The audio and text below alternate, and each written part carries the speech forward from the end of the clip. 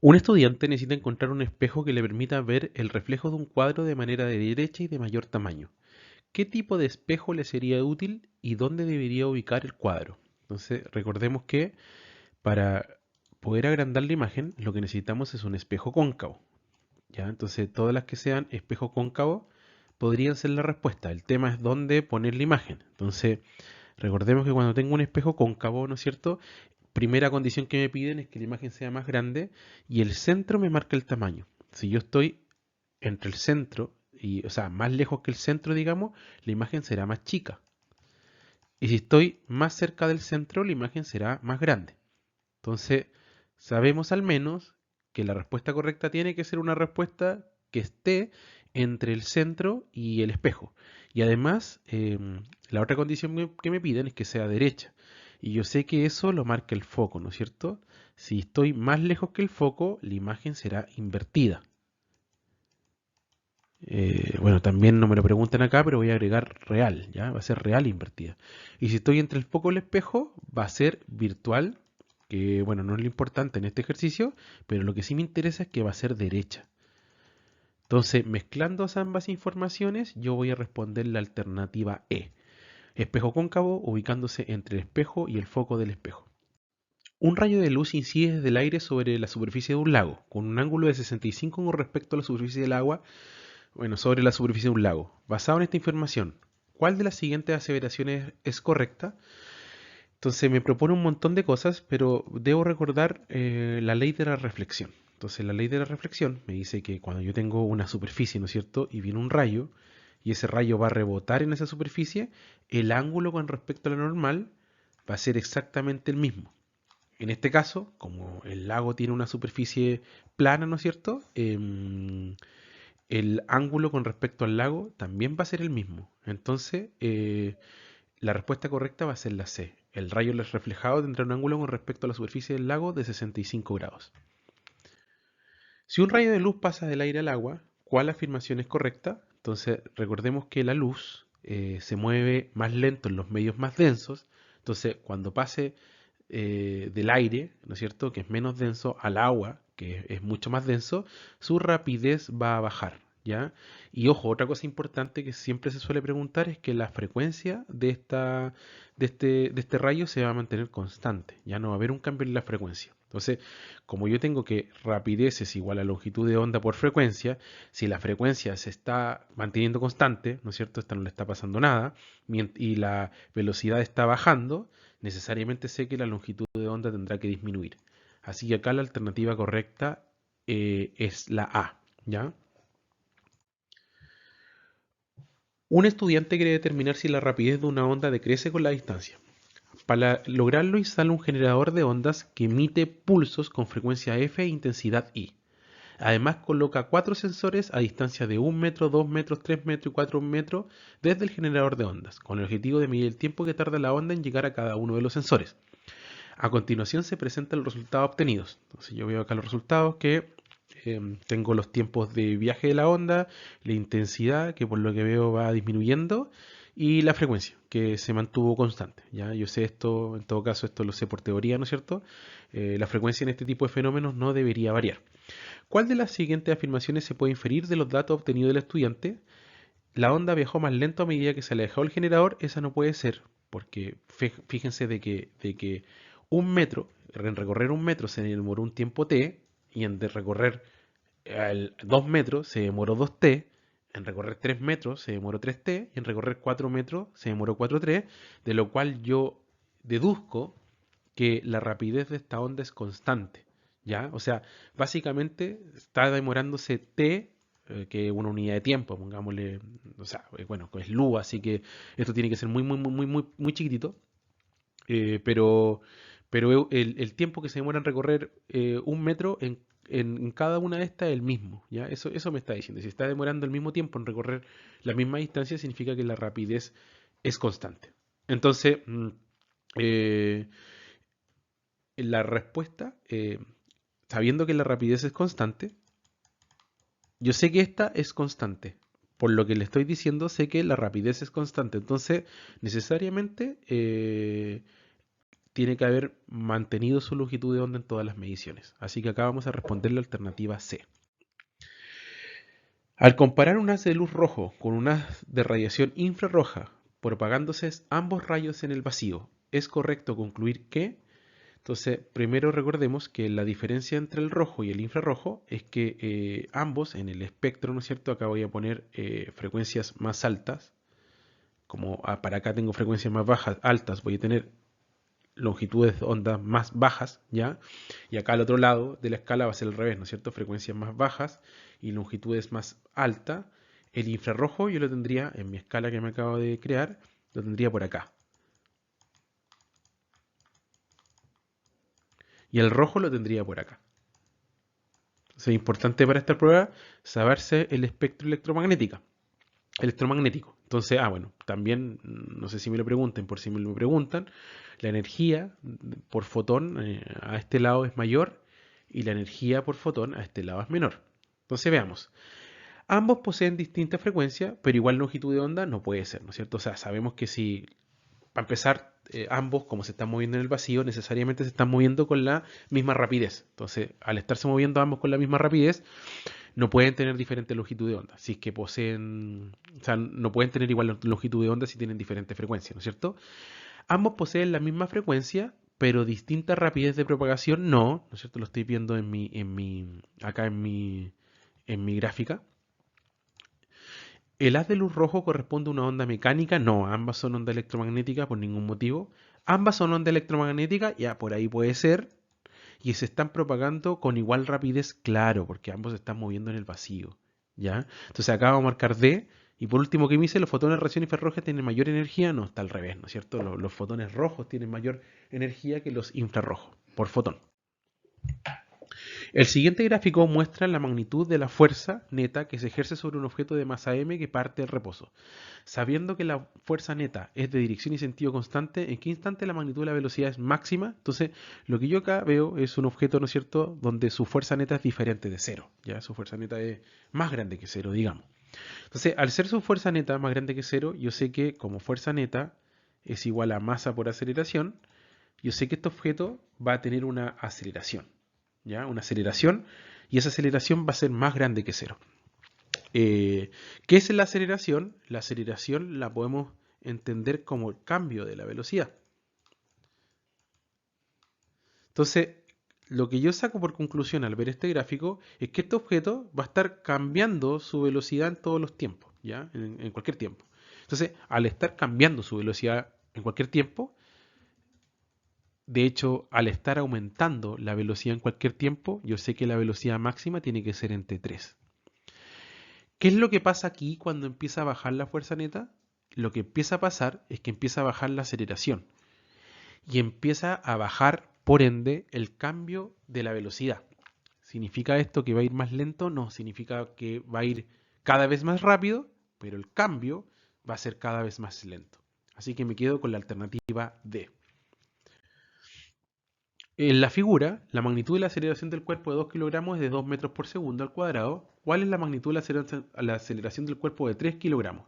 Ya, entonces, bueno, yo para que este ejercicio tenga algún tipo de sentido, pues evidentemente tengo que asumir que esta cuerda es inextensible. Estos dos cuerpos están completamente, esta cuerda, ¿no es cierto? Estos cuerpos están completamente amarrados. Entonces, al estar completamente amarrados, la aceleración de este cuerpo en magnitud tiene que ser igual que la aceleración de este otro en magnitud, ¿ya? Como vector no son iguales, porque el de la derecha, ¿no es cierto?, va hacia arriba, y el de la izquierda, por sentido común, ¿no es cierto?, al tener más masa, al tener más peso más precisamente, yo supongo que va hacia abajo. Entonces, las aceleraciones no son iguales, pero lo que sí son iguales son sus magnitudes, ¿ya? Entonces, si es que el que va para arriba va con 2, el que va para abajo también va con 2, voy a marcar la alternativa D. ¿Por qué no la sé? ¿No es cierto? Porque yo podría decir, bueno, pero es que al ser los sentidos diferentes, no una debería ser negativa. Nunca olvidar que los vectores son todos positivos. Todas las magnitudes de los vectores, independientes a donde estén apuntando, van a ser positivas, ¿ya? Entonces, nunca marcar una magnitud negativa. La alternativa correcta en esta, entonces, es la B. La figura muestra el vector fuerza-peso de un objeto que descansa en equilibrio en una mesa. La reacción de esta fuerza-peso sobre qué cuerpo se ejerce, entonces recordemos que acá me están hablando de par de acción y reacción. Yo siempre que busco un par de acción y reacción me debo preguntar qué cuerpo está ejerciendo esa fuerza. Entonces acá tengo una fuerza-peso. ¿Qué cuerpo ejerce la fuerza-peso? Bueno, la ejerce el planeta Tierra, ¿no es cierto? Eh, si este cuerpo no estuviera en la Tierra, no tendría peso. Entonces, evidentemente, el responsable del peso no es ese cuerpo, sino que es la Tierra. Entonces, por tercera ley de Newton, si este cuerpo es atraído por la Tierra, necesariamente la Tierra tiene que ser atraída por por el, em, la Tierra tiene que ser atraída por el cuerpo. Entonces la respuesta correcta aquí es sobre el planeta. Alternativa C. Un grupo de investigadores realizó un experimento en el que dejaron caer objetos de la misma masa y forma desde una altura de 50 metros, pero recubiertos con diferentes materiales. Los investigadores medieron el tiempo que tardó cada objeto en caer y los resultados mostraron diferencias de hasta un 25%. ¿Cuál de las siguientes hipótesis es la más adecuada para explicar los resultados de este experimento? Notar primero, ¿no es cierto?, que dice recubiertos con diferentes materiales, luego me es fácil identificar mi variable independiente. ¿Ya? Entonces, vean que entonces me está relacionando eh, el material con que están recubiertos con el tiempo que tardó cada objeto en caer. ¿Ya? Entonces debo buscar eh, alguna afirmación que me relacione estas dos cosas y esa afirmación la encuentro en la D. ¿Ya? Los objetos más lisos presentan menos resistencia con el aire que los objetos más rugosos. Eso me relaciona a mi variable independiente, ¿no es cierto?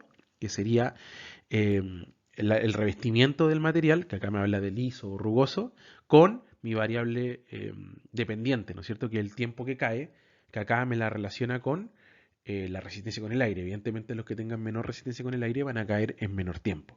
Y los que tengan mayor resistencia con el aire van a caer en mayor tiempo, entonces acá la alternativa correcta es la alternativa D. Un estudiante, al lanzar objetos desde un gran edificio, comprueba que esto, antes de estrellarse contra el suelo, lo hacen moviéndose con velocidad constante. Al respecto, ¿qué se puede afirmar de la fuerza neta de los objetos antes de que estos se estrellen contra el suelo?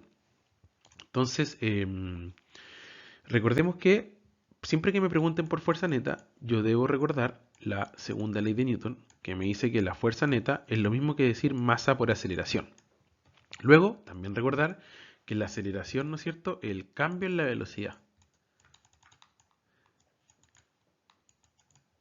Si acá me están hablando de velocidad constante, yo de inmediato debo inferir que no hay aceleración. Lo que es lo mismo decir que la aceleración es cero.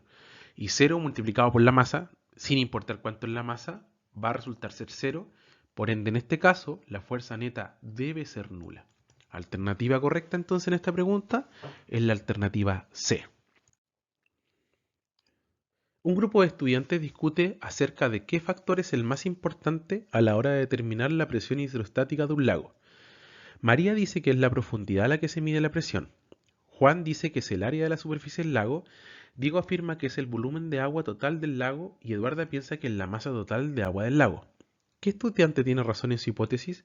Entonces, recordemos que cuando hablamos de presión hidrostática, para el modelo que tenemos es el principio fundamental de hidrostática, que me dice que la presión en algún punto sumergido del agua o del líquido que sea, va a ser la presión arriba, ¿no es cierto? O sea, estamos hablando de que es la presión que hay arriba del agua más la densidad, que para no confundirle voy a poner D nomás, por la aceleración de gravedad por la profundidad, ¿no es cierto? Entonces, ¿qué me dice esto? Bueno, básicamente que mientras más profundo, mayor presión, ¿ya? Entonces, eh, la que tiene razones aquí es María, porque fíjense que todo el resto de las propiedades físicas que me hablan acá, el área de la superficie del lago, el volumen, la masa, etcétera, no están no están en el modelo. Entonces quiere decir que no afectan en la medición. Entonces vamos a responder A, ¿ya?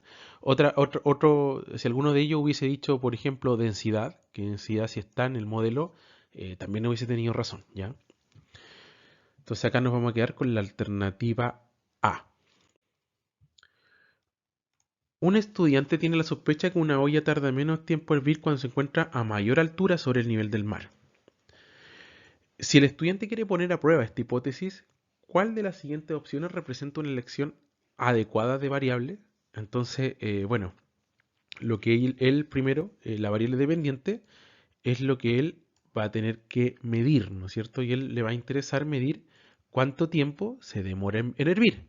Y la variable independiente va a ser lo que él va a tener que modificar, ¿ya? Y él va a tener que modificar la altura, ¿no es cierto? Hacer este experimento, por ejemplo, primero a nivel del mar y después hacerlo en una montaña. Y bueno, obviamente una variable controlada tiene que ser el volumen de agua. Entonces acá vamos a marcar la alternativa B. Cierto país presenta una gran actividad sísmica. Los antecedentes indican que el país se encuentra en un límite de convergencia y gran presencia de montañas y volcanes. ¿Cuál de las siguientes afirmaciones representa una inferencia pertinente con los antecedentes? Entonces primero me proponen, ¿la actividad sísmica del país se explica por la separación de las placas tectónicas? No, ¿no es cierto? O sea, si tengo sismos y tengo montañas y volcanes, claramente hay una zona de convergencia. Y no cualquier zona de convergencia, sino que estamos hablando de una placa oceánica con una placa continental. ¿Por qué sé que es una placa oceánica con una placa continental? Por los volcanes. Ya si fuera placa continental con placa continental, solo veríamos montañas y no volcanes.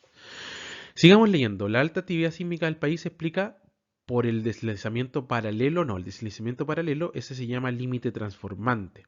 ¿Ya? Y nosotros ya hablamos de que lo estamos buscando un límite convergente. La alta actividad sísmica se explica por la gran presencia de volcanes y montañas. Bueno, obviamente hay volcanes y montañas, pero los volcanes y montañas no explican la actividad sísmica, ¿ya? La alta actividad sísmica del país se explica por la subducción entre placas. Bueno, eso sí, ¿ya? La subducción entre placas explica los sismos y también explica los montañas y volcanes, pero no al revés, ¿ya? Entonces vamos a marcar la alternativa D. ¿Cuál de las siguientes opciones representa la causa antropogénica más importante para el cambio climático? El adelgazamiento de la capa de ozono. Bueno, es un problema importante, pero no es un problema propiamente tal del cambio climático. Si bien es un factor a considerar, no es el más importante. La liberación por parte de la industria de gases clorofluorocarbonos, estos tienen que ver con la capa de ozono, no directamente con el cambio climático, pero si bien igual algo tienen que decir al respecto, no es ni cerca la explicación más importante. La liberación de CO2 a la atmósfera debido a la actividad humana, esta es la correcta, ¿no es cierto? El CO2 es el gas de efecto invernadero más importante. Entonces vamos a marcar eso y también fundamental ahí por actividad humana, ¿no es cierto? Hay más de una razón de por qué se puede liberar CO2 a la atmósfera, pero a la que nos importa acá, ¿no es cierto? Dice antropogénica, entonces necesitamos que sea actividad humana, ¿ya? Vamos a marcar la alternativa C. Un estudiante se encuentra en el laboratorio de física la siguiente tabla de valores. Entonces tengo altura sobre el nivel del mar en metros, 0, 200, 400, 600. La presión, ¿no es cierto?, en kilopascales, 101,3, 98,9, 96,7, 94,3. Y la presión en altura de mercurio, ¿no es cierto?, en milímetros de mercurio, 760, 742, 725, 707.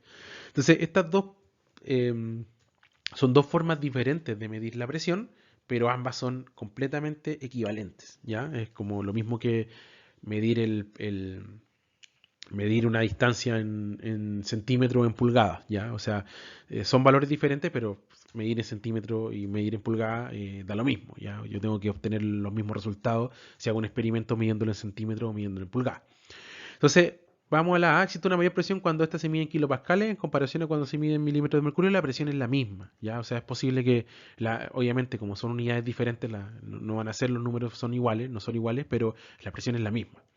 Los kilopascales, al ser una unidad del sistema internacional de unidades, representan un formato de medir más preciso. No, eso no es verdad, ¿no es cierto? El sistema internacional de unidades, a la larga, no es más que un acuerdo entre personas, no es más que eso. Si a cierta altura se miden 0 kilopascales, también se medirán 0 milímetros de mercurio. Esto es verdad, ¿ya? O sea, en este contexto no existen las presiones negativas. Entonces, estas dos escalas se van a comportar así, ¿ya? O sea, serían los kilopascales, por ejemplo, y estos serían lo- los milímetros de mercurio. Entonces, cuando yo tengo 0 en uno, tengo 0 en otro, ¿ya? Entonces, esta es la correcta. La diferencia sí es que los pascales crecen más rápido que los milímetros de mercurio y por eso alcanzan números más grandes. Pero ambas tienen el cero donde mismo. Ya acá no tiene sentido presiones negativas. Son funciones lineales, si es que se quiere, ¿no es cierto? Si es que quiero aplicar matemáticas, no son funciones afines. Si a cierta altura la presión alcanza los 0 pascales, arriba de este punto la presión tomará valores negativos. No, claro, una vez que alcance 0 pascales, de ahí hacia arriba seguirá siendo 0 pascales. Entonces vamos a quedarnos con la alternativa C. En cierto experimento se mide la fuerza con la que un cuerpo positivo atrae a un cuerpo neutro es de magnitud 1.3.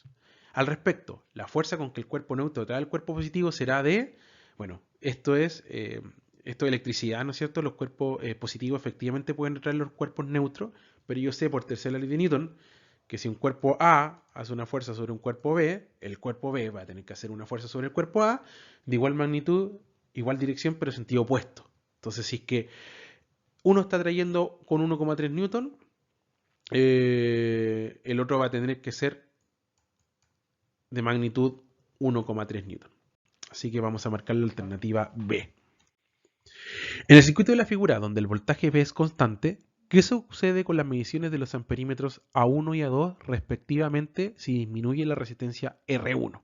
Entonces, si disminuye la resistencia R1, yo voy a ver, ¿no es cierto?, que, bueno, primero sigamos el pasito un poquito a la corriente. La corriente antes, lo voy a hacer antes de disminuir la resistencia, sale de acá del lado positivo, digamos, y se encuentra con una decisión, ¿no es cierto? O me voy por la derecha o sigo derecho. Entonces, parte se va a dividir, ¿no es cierto? Parte de ella va a decidir irse por la derecha y parte de ella va a seguir de largo.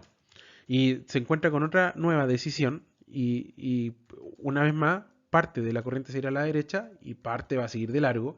La que sigue de largo va a doblar aquí, va a doblar aquí, se va a juntar con la que se había ido por el camino 2, va a seguir ahí, se va a juntar por la que había seguido el camino 1 y va a volver a entrar por la batería, siendo la corriente que sale en este circuito igual a la corriente que entra. Así a grandes rasgos se comporta este circuito. Habiendo dicho eso, si es que disminuye esta resistencia, esta corriente verdecita de acá se va a hacer más grande. Ya digamos, por ejemplo, solo por dar un ejemplo, que la resistencia R1 disminuye al doble, entonces esta corriente va a aumentar al doble. Entonces van a ser dos flechitas las que van a salir por aquí. Por ende, yo voy a necesitar más corriente que salga para poder suplirme esas dos flechitas. Entonces, el amperímetro 1 necesariamente va a aumentar. ¿Ya? Porque la corriente que se va con R1 aumentó al doble. En cambio, el amperímetro R2, o sea, A2, perdón, se va a mantener constante porque el amperímetro A2 no hace más que llevar la corriente que consume R3, que es esta flechita de acá, y esa corriente no ha cambiado porque nadie cambió R3. Entonces, la respuesta correcta es aquella que me diga eso, ¿no es cierto? Sería aumenta A1 y A2 se mantiene constante. Voy a marcar la alternativa D. En un experimento, a un circuito se le conectan progresivamente resistores en paralelo para luego medir la intensidad de corriente entregado por una fuente de voltaje constante. Al respecto, ¿cuál de las siguientes es la variable independiente del experimento? Entonces, si le están conectando progresivamente resistores en paralelos, lo que están modificando, porque recuerden que la variable independiente es aquella que se modifica, es la resistencia equivalente del circuito. ¿Ya? Entonces vamos a marcar la alternativa B.